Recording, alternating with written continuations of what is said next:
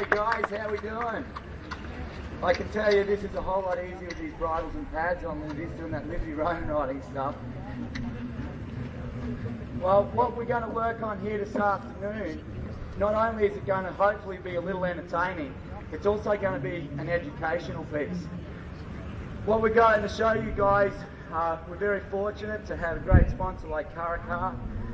They're part of our team, and using the Karakara gooseneck this afternoon, what we're going to show you guys is the extended version of loading horses into a trailer, okay?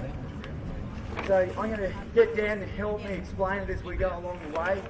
But one of the things that's already started to happen is Dan's already started the trailer loading process. And you say, how? That mark. The mark training which we've been talking about and showing you guys is how it makes it possible to do this with the horses and loading them to the back of a moving vehicle. So for any of those guys that have been seeing our demonstrations over the last couple of days, you'll be able to relate to when we say, you know, the mark becomes the barrier that the difficult racehorse wants to get in. The mark becomes the float that your own horse doesn't want to hop in. And I'm going to show you this afternoon, the training that we put into our horses, what we're able to achieve. If I don't fall off here, keep coming round. Get these guys warmed up. I'm going to jump them in individually. I'm going to show you how I train to do this stunt. It starts off very simply with one horse, then introducing the second horse, doing it one at a time. I'm just going to give them a little warm-up, and I'm going to hand it back to Dan while I warm these guys up.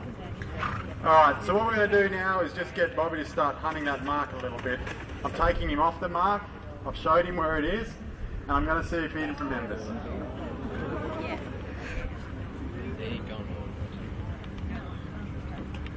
You make it look real difficult, Bobby. Thanks, old boy. Now, Bobby is 18, is the oldest member of our team.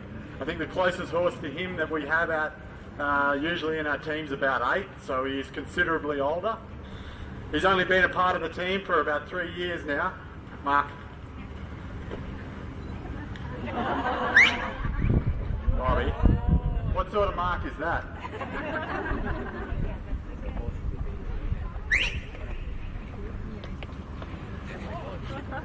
Whoa!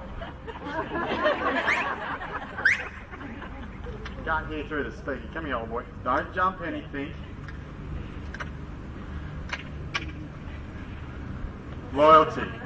He goes to the one that feeds him. I told you, old boy.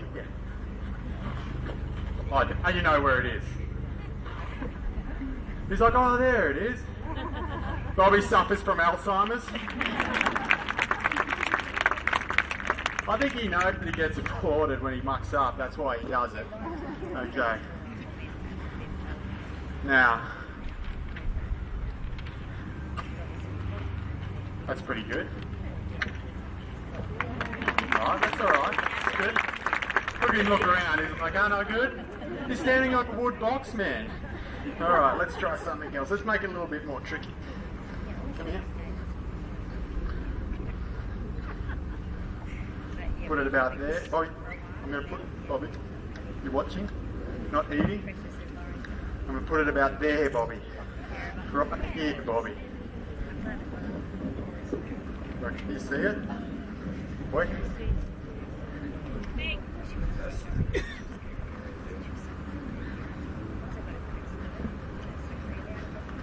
Yep, that's where it is. Bobby. Hang on, kids. Wait before you cut. What are you doing? Don't want you on the mark. So he bows. Oh, that's not good enough. That's it. You're banned. You're banned from the mark. No more mark.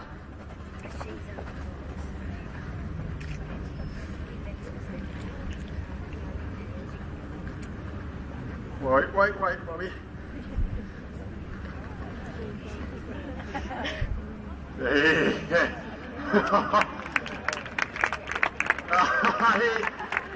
Nah, you are definitely the smartest horse here. He's like, I'm just going to play about 85% to 90. That a boy. Give me a round of applause.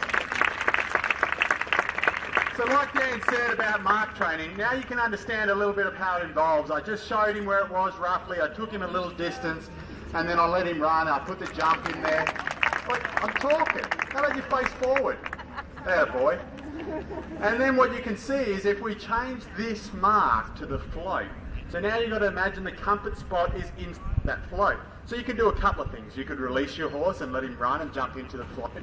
We've done acts where we've stayed on the roof and we've called the horses and they've jumped into the float. And these guys, now what Dan's going to do is he's going to jump them in and then let them be comfortable inside the float. So like he said, he'll do it individually and then he'll build up to riding them both in there, and then he'll also build up to riding in there. Are they warmed up yet? I think so, mate. We're getting there. All right. Well, maybe we might show double image. Get that trailer to come round. Cool. And we're going to need one of these horses held. If we can just float. Give me that one. These are up. Okay, so what you guys are actually getting to see here, oh Amelia, sorry darling, what you're actually getting to see here, a lot of the time, for those of you that may have seen this act perform live, you're not seeing all the behind scenes stuff. What you guys are in for an insight this afternoon is how I go about preparing for this act. I go out the back, write my will, and pray to God, and then I start warming up. So what we're going to start to do here, Jake, if you'll come up a little further, please, mate. Before I start to go out into the arena, I'll get the truck and I'll have it parked and I'll just sign language. Move that vehicle this way. And I'll get the Jake's truck from the parked and I'll station. just start loading the horse normally as much as, you know, riding in the back of the float as normal that is. And then we're going to start moving the trailer, and we're going to do that with both horses. And we're going to make sure that both horses are comfortable before we do it. Now we've had the great opportunity to perform, that'll do Jake, just pull up there. We've had the great opportunity to perform this act at Melbourne Royal Show and Adelaide Royal Show. Dan Steers' horse, Double Image, also partakes in this with Dan jumping him into the back of the moving trailer.